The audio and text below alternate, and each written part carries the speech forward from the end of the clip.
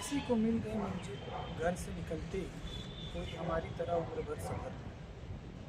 Hello दोस्तों, मेरा नाम है प्रज्वल सिन्हा और आज मैं एक नए टॉपिक के पे बात करने आपसे आया हूँ। टॉपिक ये है कि इंसान के हाथ में कुछ नहीं है। अब ऐसा मैं इसलिए कह रहा हूँ क्योंकि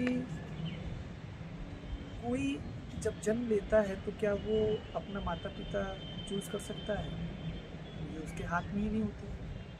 जन्म लिया, माता पिता चूज़ नहीं किया। वो अपनी पढ़ाई भी इन्वायरमेंट के हिसाब से, अपने परिस्थितियों के हिसाब से करता है। सभी बच्चे पढ़ाई नहीं कर पाते। कुछ बच्चे ऐसे भी होते हैं जो पढ़ना चाहते हैं लेकिन पढ़ नहीं पाते। कुछ बच्चे ऐसे होते हैं,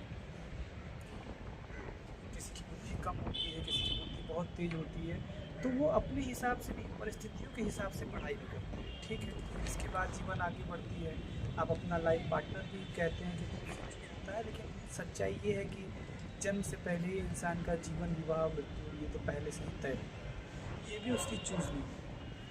तो आप अपने से चूज़ नहीं होते, जो होता है पहले से लिखा होता है। होता क्या है कि फिर लोग कहेंगे कि तो फिर कर्म करना ही छोड़ दे। कर्म क्यों करे, कर्म तो होते रहेंगे। तो हर सिक्के के ना दो पहलू होते हैं। पहला पहलू ये होता है कि इंसान जैसा कर्म करता है उसी के हिसाब से उसका भाग्य बनता है। और दूसरा पहलू ये भी है कि जैसा भाग्य होता है इंसान उसी हिसाब से कर्म करता है, उसी हिसाब से उसकी बुद्धि है, काम करती है। होता क्या है कि सबकी बुद्धि एक जैसी नहीं होती है। जैसा जिसकी बुद्धि होती है वो उसी अनुसार कर्म करेगा और उसी अनुसार उसका भाग्य बनेगा।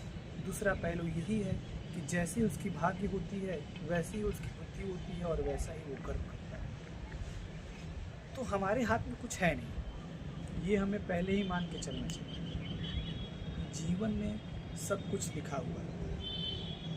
अब बुरा समय आता है तो इंसान घबरा जाता है और उन घबराहट में वो कुछ गलत कदम भी उठा लेता है। तो उसे यहाँ पे रुकना चाहिए, क्योंकि ज़िंदगी जो होती है ना, वो कोहरे के समान होती है। ठंड में जब कोहरा अधिक गिरता है तो आगे की चीज़ें दिखाई नहीं देती, लेकिन इसका मतलब ये नहीं होता कि आप रुक जाइए। जीवन ने आपके बारे में आगे भी बहुत कुछ सोच के रखा हुआ है, तो आपको आगे बढ़ते रहना चाहिए। और जैसे जैसे आप आगे बढ़ेंगे कोहरा छँटता जाएगा और आपको आगे की चीज़ें भी दिखाई देने लगेंगी। उसी प्रकार अगर आप अपने मानसिक संतुलन से डिप्रेशन में बैठ के आप बैठ जाएंगे, कुछ करेंगे नहीं, तो आपको आगे का जीवन साफ नहीं दिखेगा। फिर आपको तो उस परिस्थिति में ऐसा लगेगा कि सब खत्म हो गया, लेकिन ख़त्म नहीं होता है। विनाश के बाद ही निर्माण चालू होता है। हर इंसान के समय में ऐसी परिस्थितियाँ आती हैं कि जब उसे लगता है कि परिस्थितियों पे इंसान का बस नहीं होता। जो घटना जब घटनी है तो घटना तब घटेगी, जो घटना जैसे घटनी है तो घटना तैसे घटेगी। आप परेशान होते हो कि मेरी नौकरी नहीं लग रही है, मेरी शादी नहीं हो रही है, मेरे से कोई बात नहीं करता, मेरा समय पूरा चल रहा है, सब खत्म हो गया है, कैसे आगे बढ़ूँ? तो रुको भाई, जीवन बहुत बड़ी है, अभी सब खत्म नहीं हुआ। होता क्या है कि सब कुछ समय, लोग कहते हैं ना, पुराने लोग जो कहे हैं वो सही कहे हैं कि समय से पहले और नसीब से ज़्यादा न किसी को मिला है न ही किसी को मिलेगा। सब कुछ अपने समय पे मिलता है। मेरा समय का मतलब कहना है कि आप 9-15 का टाइम, 9-15 टाइम मतलब इस सर्कुलेशन में होता है, 9-12 ऐसा।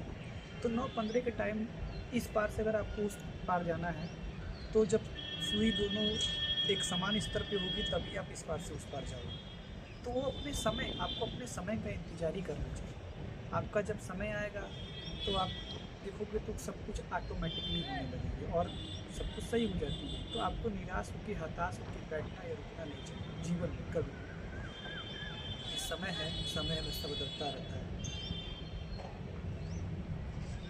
और मैं इसलिए ऐसा कह रहा हूँ कि इंसान के हाथ में कुछ नहीं है कि जीवन, विवाह, मृत्यु ये तो पहले से ही तय है। इसको कोर प्रारब्ध कहा जाता है। तो ये भी लिखा हुआ है। और मृत्यु, मृत्यु जब होनी है, जहाँ होनी है, जैसे होनी है, वो वहाँ वैसे ही होती है, खिंच होती है। हमारे ग्रंथों में एक बार कहा गया है कि एक पंछी बैठा रहता है एक डाल पे, तो यमराज उसे बहुत गौर से देखते हैं। उसी आसपास से गरुड़ देव जा रहे होते हैं, तो गरुड़ देव देखते हैं कि यमराज जी उसे गौर से देख रहे हैं, तो गरुड़ देव को ऐसा लगता है कि शायद यमराज इसका प्राण हरने के बारे में सोच रहे हैं, तो उस पंछी को वो बचाना चाहते हैं।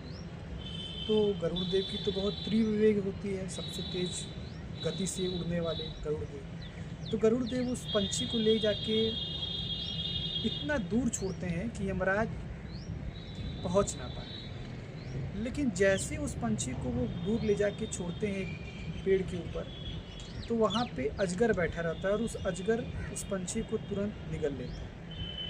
तो निगल लेता है, गरुड़ देव बड़ा अचंभव। तो फिर आते हैं यमराज, तो उनसे पूछते हैं कि आप क्यों क्यों इसे देख रहे थे, ऐसा क्या चीज़ था जो आप इन्हें देख रहे थे इतना गौर से।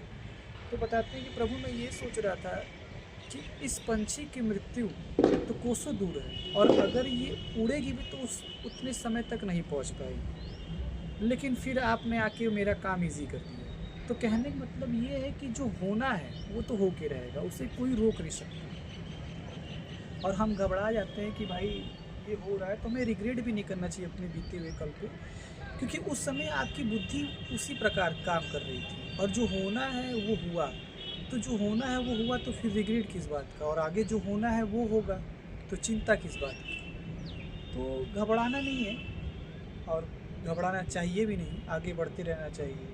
जीवन है, जीवन कभी समाप्ति नहीं होता। क्या हमारा जीवन जो हमें मिला है, क्या इस चीज़ों के लिए मिला है कि एक अच्छा सा नौकरी लग जाए, एक अच्छी सी शादी हो जाए और पैसा कमा लूँ, तो क्या आप खुश रहोगे? इससे हमारा जीवन तय नहीं होता भाई। जीवन आपको इसलिए मिला है कि आपको मोक्ष मिले, सुकून मिले, पीस मिले।